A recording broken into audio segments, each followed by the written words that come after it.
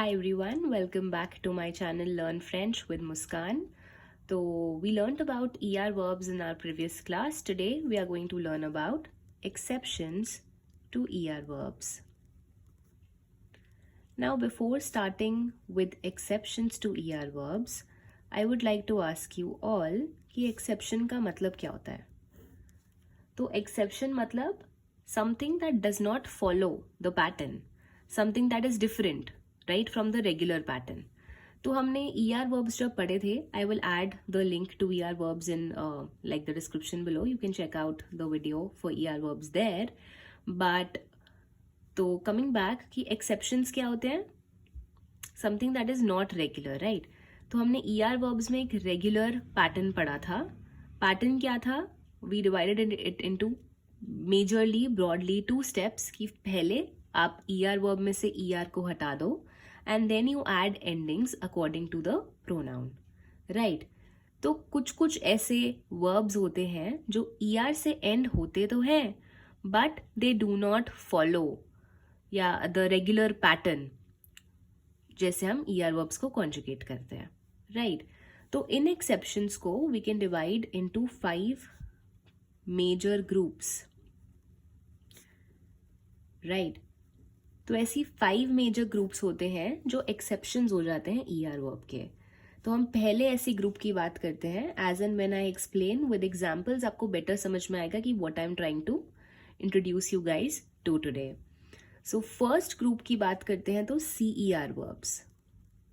तो CER verbs are an exception to ER verbs. मतलब जो भी वर्ब्स हमारे CER से एंड हो रहे होंगे वो नॉर्मल पैटर्न फॉलो करेंगे तो सही बट उसमें कुछ अलग हो जाएगा, बिल्कुल सेम एग्जैक्ट पैटर्न फॉलो नहीं होगा. विच मीन्स फॉर एग्जाम्पल अगर हम CER वर्ब्स देखें कुछ तो होते हैं कॉमेंसर विच मीन्स टू बिगिन. आपने इंग्लिश में भी एक वर्ड पढ़ा होगा कमेंस, राइट? तो ये फ्रेंच वर्ड कमेंसर से ही आया है which means to begin, right? Another word placer which means to place, right? तो ये भी ER verbs ही हैं because these verbs are ending with an ER, but ये ER की एक सब कैटेगरी हो गई. ये सिर्फ ER से ही एंड नहीं हो रहे, ये CER से एंड हो रहे हैं, राइट? तो ऐसे verbs में कॉन्जुगेशन बिल्कुल ER verbs की तरह सेम रहेगी. तो एक्सेप्शन क्या हुई इसमें? एक्सेप्शन बस एक ही है कि नोज वाले फॉर्म में what is the ending of ER verbs with नोज? It is ONS, right? तो नोज वाले फॉर्म्स में ONS एंडिंग होती है. हम एक छोटा सा काम और करेंगे. CER वर्ब्स में बाकी कॉन्जुगेशन पूरी की पूरी सेम रहेगी. The only change would be नोज वाली फॉर्म में हम C के नीचे एक्सेंट लगा देंगे.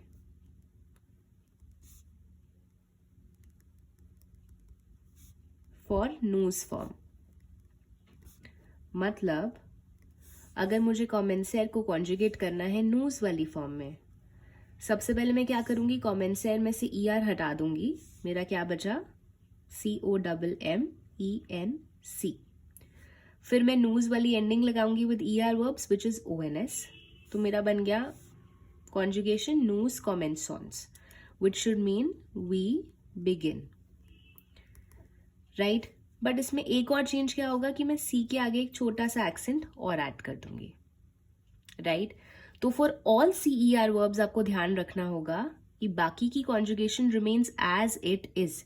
जैसे हमने ER वर्ब्स पढ़े हैं बिल्कुल वैसे की वैसे ही कॉन्जुगेशन रहेगी. Only thing that would change is नोज के साथ C के नीचे CER वर्ब्स में एक एक्सेंट ऐड हो जाएगा, राइट? इसको छोटा सा S आप C के नीचे बनाओगे. The accent looks like an S. So take care of this. तो एक बार मैं आपकी confusion end करने के लिए I can conjugate पूरा का पूरा placer verb, right? placer को मुझे conjugate करना है with all pronouns अगर je, tu, il, elle, nous, vous, ils and else. तो अब मैं ये कैसे करूंगी? placer में से ER हटा दो, क्या बचा? PLCE, सॉरी PLC बचा और ज की एंडिंग हो गई ई। त्यू के साथ PLAC, त्यू की एंडिंग ES। इल के साथ प्लेस, प्लेस, प्लेस। अब नूस के साथ आपको ध्यान रखना है, बाकी सब कुछ सेम रहा, बट सी के नीचे you have to add the accent, right? This is the only change in CER verbs. Rest everything remains the same, और कहीं पे भी एक्सेंट नहीं लगेगा सी के नीचे। एक्सेंट सिर्फ कहाँ लगेगा? नूज वाली फॉर्म में, राइट? तो ER वर्ब्स की एक्सेप्शंस सारे CER वर्ब्स होते हैं। CER वर्ब्स की conjugation exactly remains the same जैसे ER वर्ब्स की होती है। The only difference is noose की साथ जब कॉन्जुगेट करते हैं CER वर्ब्स को तो सी के नीचे एक एक्सेंट ऐड हो जाता है, right? You need to remember this only. तो ये होती है CER verbs वाली exception. I hope it is clear. Then moving on to the next set of exception. Second होते हैं हमारे GER verbs. जैसे CER ending verbs ER verbs की exceptions हैं, वैसे ही GER ending verbs भी ER verbs की exceptions होते हैं। इसके कुछ examples अगर हम लिखें तो वो हो गए manger. Manger का मीनिंग होता है to eat. Again ranger, RANGER, which means to arrange. तो अभी हम यही दोनों वर्ड्स लेके चलते हैं। ये दोनों भी ER से एंड हो रहे हैं, तो they are ER verbs, but ER के साथ साथ ये इनसे पहले G भी आ रहा है, तो both of these verbs are ending with GER। अब GER की कॉन्जुगेशन भी एग्जैक्टली ER verbs की तरह ही होती है because it is an ER verb, but the only difference for all GER verbs is कि यहाँ पे नूज वाली फॉर्म में we add an extra E in the ending. तो नूज वाली फॉर्म में वैसे ER verbs की एंडिंग क्या होती है? ONS।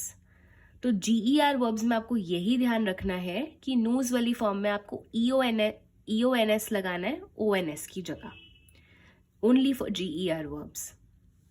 तो फॉर एग्जाम्पल अगर मेरे को नूज के साथ मॉन्जेर को कॉन्जुगेट करना है, तो अब इसको मैं कॉन्जुगेट कैसे करूंगी? सबसे पहले मॉन्जेर का ER हटा दो, क्या बचा? MANG। अब मुझे नूज की एंडिंग लगानी है। ER verbs में नूज की एंडिंग ONS होती है, बट ये GER verb है, इसमें सिर्फ ONS नहीं लगाएंगे, इसमें EONS लगाएंगे। तो मेरा आंसर हुआ नूज मॉन्जियों, which means we eat. Rest पूरी की पूरी कॉन्जुगेशन बिल्कुल सेम रहेगी जैसे नॉर्मल ER वर्ब्स की कॉन्जुगेशन होती है, सिर्फ नूज के साथ we add an extra E for all the verbs ending with GER। All right, so I can conjugate मॉन्जेर एक बार ताकि आपको ज्यादा अच्छे से समझ में आए। ज के साथ होगा मेरा मॉन्ज, त्यू के साथ मॉन्जे, इल और एल के साथ मॉन्ज। नूस के साथ आपको ध्यान देना है कि आपको एक एक्स्ट्रा ई लगाना है because it is a GER verb. वूस के साथ भी सेम रहेगा, इल्स और एल्स के साथ भी सेम रहेगा। द ओनली चेंज जो आया वो कहाँ पे आया? नूज वाली फॉर्म में we add an extra E before the ending, right? CER verbs में हम एक एक्सेंट लगा देते हैं C के ऊपर, GER verbs में हम एक एक्स्ट्रा E लगा देते हैं before the ending. It is very simple, right? So moving on to the third group. Third group हमने अभी CER पढ़ा, GER पढ़ा, तीसरा ग्रुप होता है YER।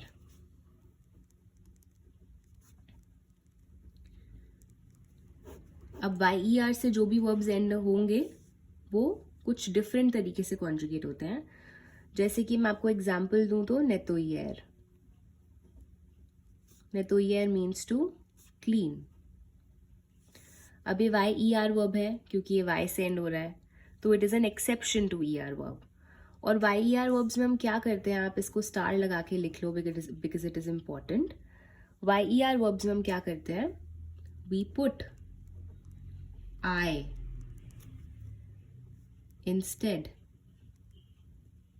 of Y for all pronouns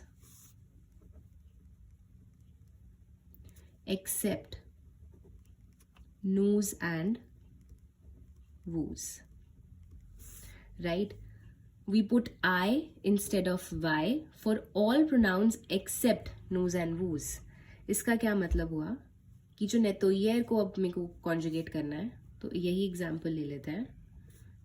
I'll write the pronouns पहले and then I will conjugate the verb. तो अब नेतोयर को कॉन्जुगेट करना है. ज के साथ क्या होना चाहिए नॉर्मली ER वर्ब्स में? नेतोयर में हमें बस ER हटा के ज की एंडिंग लगानी चाहिए which is E, right? But this is wrong, क्योंकि YER वर्ब्स एक्सेप्शन होते हैं, उसमें हमें Y की जगह I लगाना है, राइट? तो ये हो जाएगा NETTOIE. कुछ नहीं करना, बस Y की जगह I लगाना है हर प्रोनाउन के साथ सिवाय नूज एंड वूज के, राइट? सिमिलरली त्यू के साथ भी हो जाएगा NETTO, Y की जगह I लगाएंगे और फिर एंडिंग लगाएंगे ES. सिमिलरली इलेल के साथ भी Y की जगह I लगाएंगे और एंडिंग लगाएंगे E. बट नूज और वूज में चेंज नहीं करेंगे.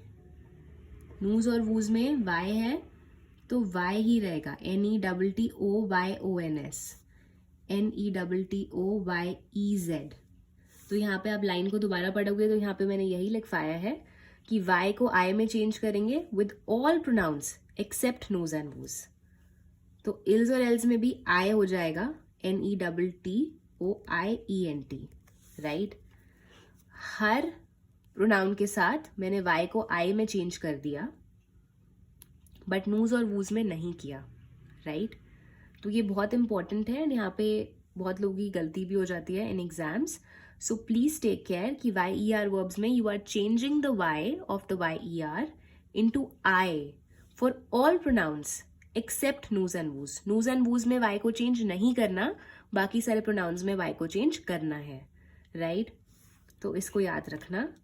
आई hope you are clear with CER group of exceptions, GER and YER, right? Then moving on to the fourth group of exceptions. अब इसको हम एक नाम दे देते हैं डबल लेटर एक्सेप्शंस. अब डबल लेटर एक्सेप्शंस, इसमें दो ही examples most prominently you will get to see in your exam also, in your books also. ये कौन से एग्जाम्पल्स होते हैं? दो वर्ड्स होते हैं जिसको आपको याद करने हैं for this group. Jeter, which means to throw, or appeler, which means to call. अब आपने ये वाला वर्ड तो सुना ही होगा appeler, क्योंकि हमने सबसे पहला सेंटेंस फ्रेंच में क्या पढ़ा था? je m'appelle, right? तो वो appeler means to call, je m'appelle मतलब I am called, राइट? तो appeler means to call, jeter means to throw. ये दोनों वर्ड्स आपको याद रखने हैं because they are exceptions to ER verbs. ये एक्सेप्शंस कैसे हैं? नाउ इन दोनों ही वर्ड्स में, सपोज जेटर में क्या होता है? वर्ब में एक सिंगल टी है, लेकिन क्या होगा, क्योंकि ये एक्सेप्शन है तो हम डबल टी यूज करेंगे फॉर ऑल प्रोनाउंस एक्सेप्ट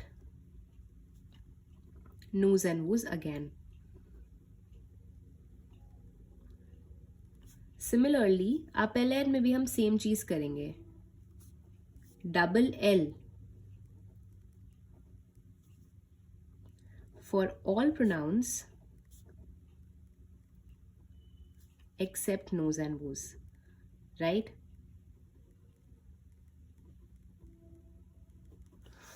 तो जेटर में डबल T और अपेलर में डबल L. अगेन हम सब में ये डबल कर देंगे लेटर को, बट नूज और वूज में नहीं करेंगे.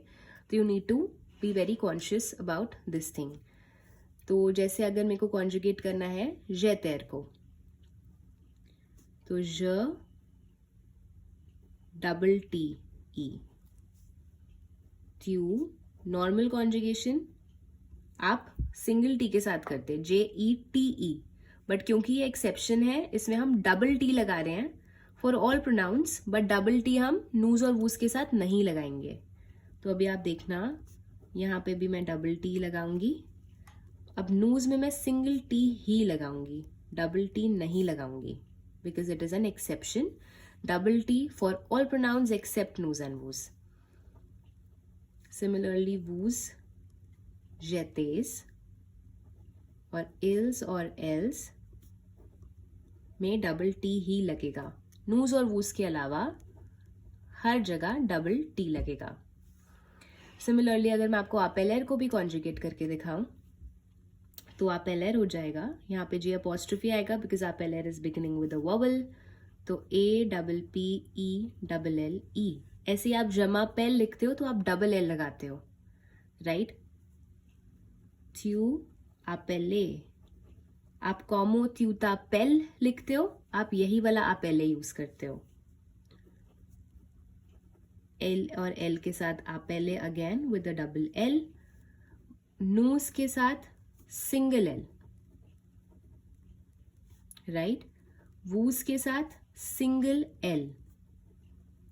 अगर आपको याद हो, आप लिखते हो कॉमो वू अपेले वू, उस वाले अपेले में सिंगल एल लगता है। अगर आपने इस बात को ध्यान ना दिया हो तो go back to your chapter 6 के वेरी बेसिक सैल्यूटेशंस और जो क्वेश्चंस थे, बेसिक क्वेश्चंस थे, उन पे वापस जाओ स्क्रॉल करके and look at the spelling of the verb अपेलर। जब आप जमा पेल लिखते हो या कॉमो त्यूता पेल लिखते हो तो अपेले में डबल एल आता है, बट जब आप कॉमो वू अपेले वू लिखते हो तो वहां पे सिंगल एल आता है। उसका रीजन यही है कि अपेलर is an exception to ER verbs. It is a double letter exception. उसमें हम डबल एल लगाते हैं फॉर ऑल प्रोनाउंस एक्सेप्ट नोज एंड वूज, राइट।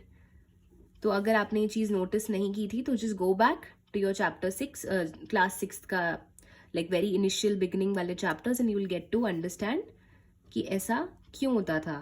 कॉमो वू अपेले वू में क्यों सिंगल एल था अपेले में, और जमा पेल और कॉमो त्यूता पेल में क्यों डबल एल था। This is the reason. So these are called double letter exceptions. So we have covered 4 groups of exceptions so far. हमने पढ़ लिया है CER verbs, GER verbs, YER verbs and now double letter exceptions. Now moving on to the very last part of the exceptions to ER verbs. It would be हमारा accent वाली exceptions.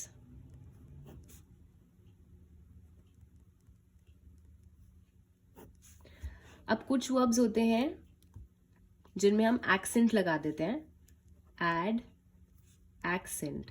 कौन सा वाला accent? ये वाला accent, which is like a slide.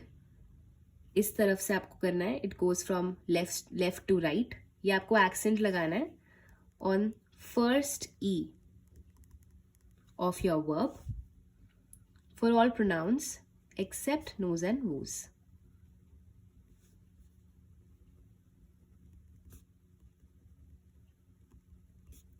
तो इसमें जो वर्ड्स होते हैं जो जिसमें एक्सेंट वाली एक्सेप्शंस हम यूज करते हैं, वो कुछ वर्ड्स होते हैं प्रोमिनेर।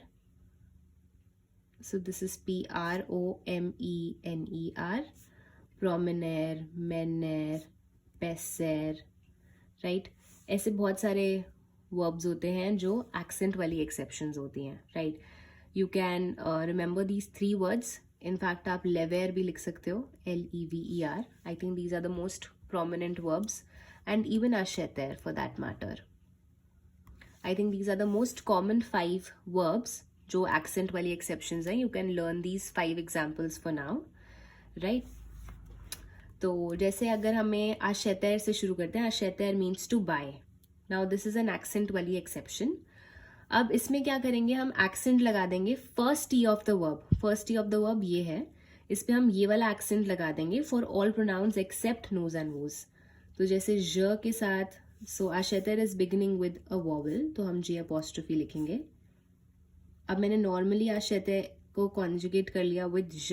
अब मैं फर्स्ट टी पे एक्सेंट लगा दूंगी.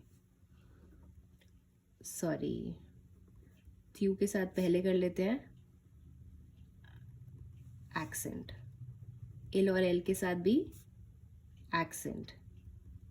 अब नूज और वूज में आप accent नहीं लगाओगे.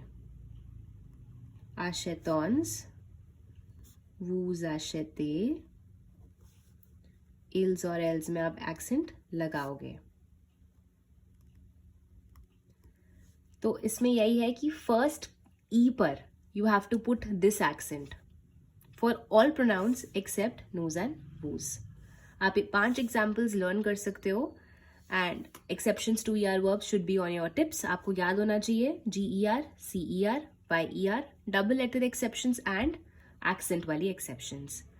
I hope the topic is clear to you guys. In case of any questions or queries, please ask your questions in the comment section below. You can access ER verbs wali video as well. I will add the link to that video in the description box and hope to see you with another exciting topic next time. Thank you.